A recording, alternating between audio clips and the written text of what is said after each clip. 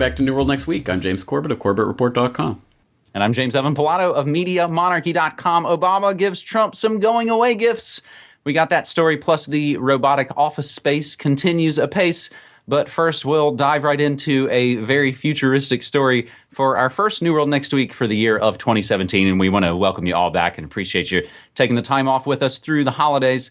Researchers warn of fingerprint theft from the peace sign. Could flashing the peace sign in photos lead to fingerprint data being stolen? Research by a team at Japan's National Institute of Informatics, NII, says so, raising alarm bells over the popular two-fingered pose. Fingerprint recognition technology becoming widely available due to verify identities, such as when logging on to smartphones and tablets and laptop computers. But the proliferation of mobile devices with high-quality cameras and social media sites where photos can easily be posted is raising the risk of personal information being leaked. The NII researchers were able to copy fingerprints based on photos taken by a digital camera 3 meters away from the subject. Just by casually making a peace sign in front of a camera, fingerprints can become widely available, NII researcher Iso Achizun told the Sankei Shimbun newspaper. Fingerprint data can be recreated if fingerprints are in focus with strong lighting in a picture, he also told television. Now, James, I don't know that the actual research of all of this is out, but I do have a link to actually Iso's page on the National Institute of Informatics, and it has all of his previous research. So I imagine when it gets published, it'll be at the top of the list, James. So they talk about ways to fight this, and maybe the one best way to fight it is to give it the British style, James. Or I've got my own suggestion. I almost asked you why you had gloves on. I was thinking ahead. Yeah, we jest, but I mean, honestly, how are you going to start protecting yourself when, of course, it's not just things in social media that you're posting yourself. It's the cameras that are everywhere and tracking every move you make. And there are already things going up. I mean, they've already banned the anonymous mask things in various places for various events and things because it could screw with their facial recognition software. So it just gets crazier and crazier. And we've talked about it before, but let's reiterate it. These biometric security features are exceptionally easy to get around, to mimic, to copy people's biometric identity, and impossible for you to ever do anything about it. You can't change your fingerprints. You can't change your face. You can change your password, but you can't change these biometric details. So it's a stupid thing if we were to believe that people are trying to implement this simply and solely for security purposes, i.e. to keep things safe and secure. But of course, I don't think that's what this is really about. It's about identifying you and coming up with the technology and gadgets to identify you anywhere, anytime, any place. And on that note, I think you probably have a follow-up story? I do, but even just what you're saying there reminds me, we've gotten to the point now where when people's banking information is compromised, it's now gotten to the point where banks are like, yeah, it's okay, we'll refund you, everything will be taken care of. That's wildly different than, of course, the scenario we're laying out right there and what you just described. You can change some bank account info, but you can't change your fingerprints. Some of the related stories, one goes actually back to about three years ago on Gizmodo, and this is straight up Blade Runner action, as they note even in the article. Hidden faces can be found by zooming into high-res photos of eyes. And we will include the link to the PDF of that. Identifiable images of bystanders extracted from corneal reflections. And they make the same note in there that the researchers from Japan make, James, and that it's basically, if you've got enough light, you can do it. The other related note is a really interesting one that tells a really bizarre, dark tale, but this is now the world we live in. Fugitive who evaded capture for 17 years, caught by the feds using their facial recognition technology. He stole the identity of a kid who died decades ago, but he was recognized with the digital database of the photo that he put on his passport. So as we continue to our second story on this episode 295 of New World Next Week, our first episode for the new year 2017, we hop over to The Guardian. However, James, we stay in your neck of the woods, and we are in some ways taking a bite from the Asia-Pacific perspective, with apologies to our buddy Brock West. Japanese company replaces office workers with AI. A future in which human workers are replaced by machines is about to become a reality at an insurance firm in Japan, where more than 30 employees are being laid off and replaced with an artificial intelligence system that can calculate payouts to policyholders. Fukoku Mutual Life Insurance believes it'll increase productivity by 30% and see a return on its investment in less than 2 years. The move, however, is unlikely to be welcomed, by 34 employees who will be made, James, I'm already seeing this as the word of 2017, redundant by the end of March. The system, of course, is based on International Business Machine's Watson Explorer, which, according to the tech firm, possesses cognitive technology that can think like a human, enabling it to analyze and interpret all of your data, including unstructured text, images, audio, and video. According to a 2015 report by the Nomura Research Institute, nearly half of all jobs in Japan could be performed by robots in 2035. Now, James, if they hurry up, I'm sure they can hit that link in that year that all the globalists seem to want to hit, and that's 2030, right? Exactly right. You did play the audio from that Truthstream Media video the other day about the 2030 City of the Future, and the idea of that Danish parliamentarian that, hey, we're not going to own anything in 2030 and it'll be wonderful. You'll just borrow everything whenever, the computer system allows you to have it. And it's oh my God. So anyway, this story obviously caught my eye because of my 2017 future trend prediction of the year of technocracy. And there's a lot in here that I hope people will go through the whole article. It's got info about Dai-ichi Life Insurance in Japan also has already implemented this Watson-based system to assess payments, although they haven't cut any staff members yet. And Japan Post Insurance is looking at introducing a similar thing. As well, AI could be soon be playing a role in Japan's politics. Next month, the Economy, Trade and Industry Ministry will introduce AI on a trial basis to help civil servants draft answers for ministers during cabinet meetings and parliamentary sessions. What could go wrong? And then, if you click on the sidebar, there's a little link to a story. The Automated City, do we still need humans to run public services? And it's talking about the smart city of the future and all of the wonderful things that we can do to replace humans in every aspect of running cities. I mean, why do you need garbage collectors? Why do you need bus drivers? All of this sort of thing. So, I think you can understand where that's going. And look at the little sidebar on that article. Cities, the section this is running in, is supported by the Rockefeller Foundation. Surprise, surprise.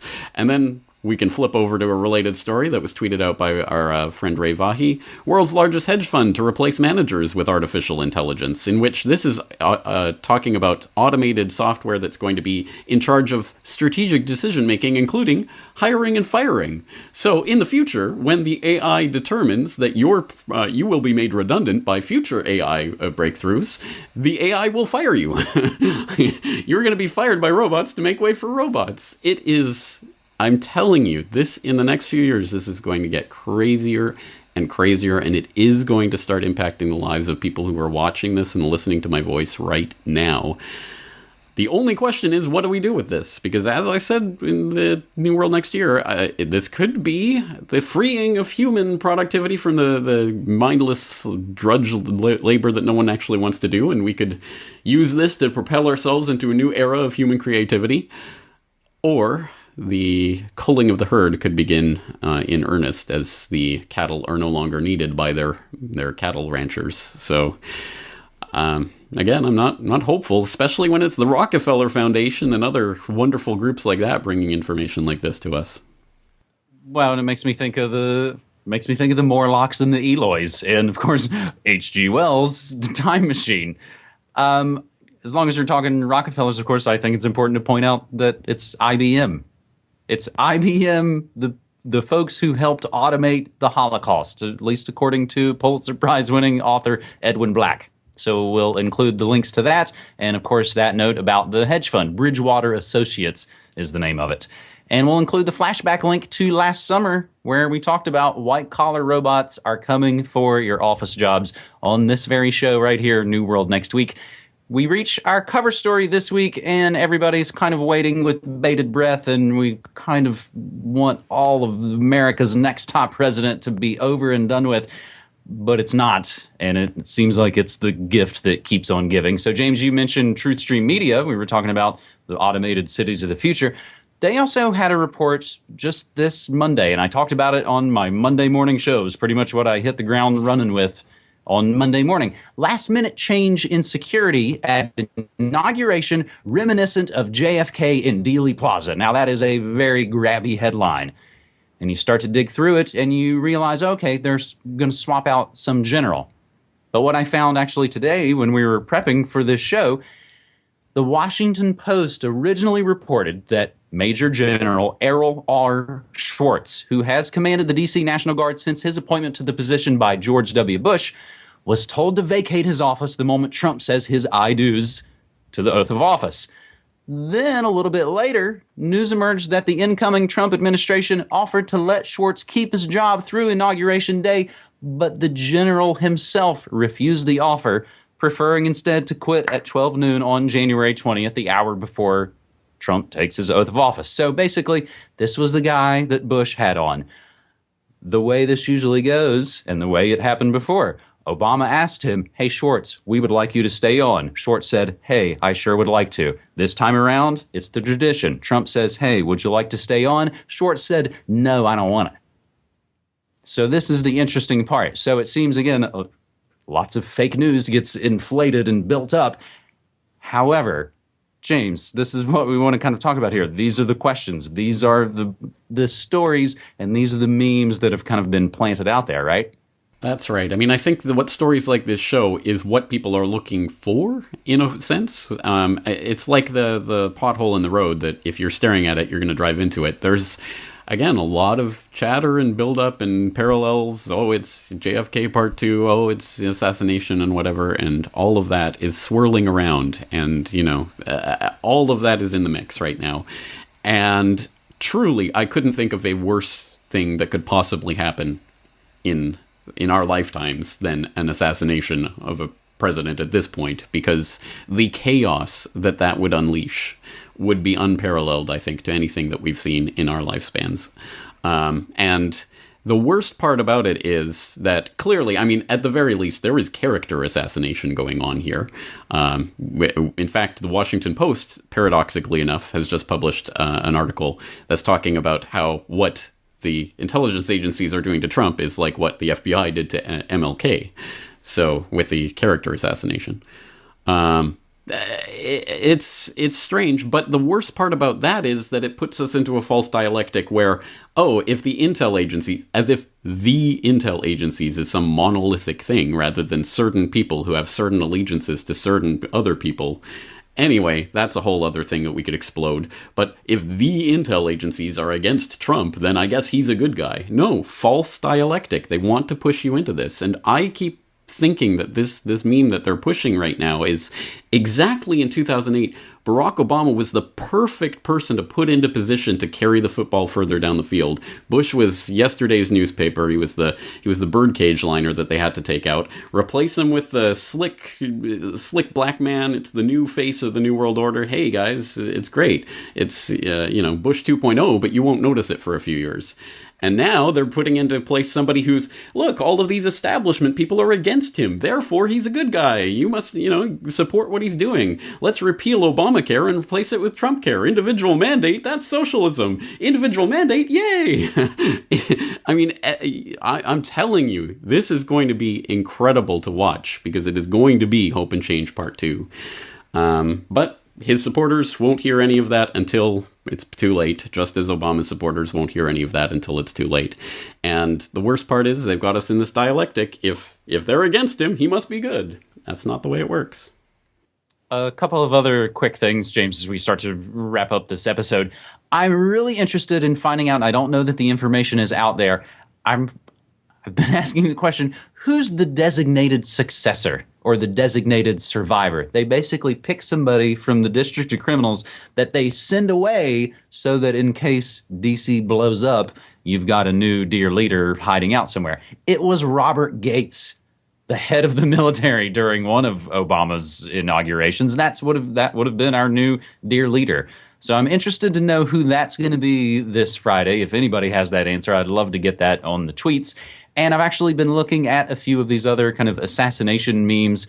Last Friday on my show, I looked at a film that Sinatra did 8 years before Manchurian Candidate called Suddenly. It's public domain. It's from 1954. He plays an assassin who's trying to assassinate the president when he rolls through town.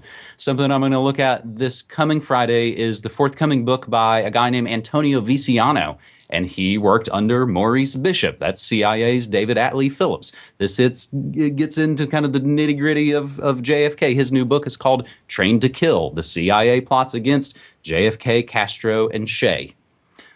So we're looking at that, and James, we're looking at all the other sort of gifts that Obama's leaving for Trump, as I think this is going to be kind of a seamless transition. It seems like the bankster bailout was a seamless transition between Bush and Obama. They worked together on it. So one of the parting gifts that Obama's giving Trump is that expanded surveillance powers. Recent approval of new procedures for an existing executive order will allow the NSA to share the private data it collects with all 16 agencies of the United States intelligence community. So, speaking of surveillance, and given what we know not only historically, but I don't know if you've seen those new Veritas videos and what they appear to show. James, it seems like we're going to see a new renaissance of radical leftist terror. And unfortunately, probably a bunch of dupes are going to blow themselves up Bill Ayers underground style and kind of sacrifice themselves to this divide and conquer meme. Are there other things that you're kind of watching and looking out for as we start to wrap up this episode? Well, let me just comment on that Obama giving new powers to the intelligence agencies, to handing them in a bow to Trump. That's the point. The intelligence agencies are not against Trump, and Trump is not against the intelligence agencies. He's against specific people that, sure, he'll probably kick out once he comes into power. But he's not going to dismantle the CIA. He's not going to dismantle the NSA. These intelligence agencies are still going to be there. It's just going to be his guys in charge. And then 4 to 8 years later, when someone else gets in power, someone you don't like, even if you are a Trump supporter, then it'll be bad again. Oh, now we have to get rid of these intelligence agencies. Same trick every single time. Will people ever learn that these tricks are just the same thing they're hammering you in the face with every 4 years? That's pretty jam-packed first New World Next Week episode for 2017, and I think hopefully to try and end on a little bit of good news, some of the things we've been talking about lately is building new things for ourselves. Unfollow Friday, Decentralize, as you've been talking about recently, BitChute, as we've been unveiling recently, and my latest episode of Good News Next Week, the circus is leaving town as the Ringling Brothers Barnum and Bailey Circus shuts down after 146 years, and people make the joke, yeah, that's because the new circus is rolling into D.C. There's also good news stories about monkey wrenching the New World Order with pennies and cannabis. And I just want to remind everybody out there that, James, you and I both are completely independent and crowdsourced media, and we both have Patreon accounts that are great ways to kind of keep us moving and grooving. I think we will leave it there. Jam-packed indeed. Thank you for this first update of the new year. Looking forward to another year of interesting stories. Thanks, buddy. Take care.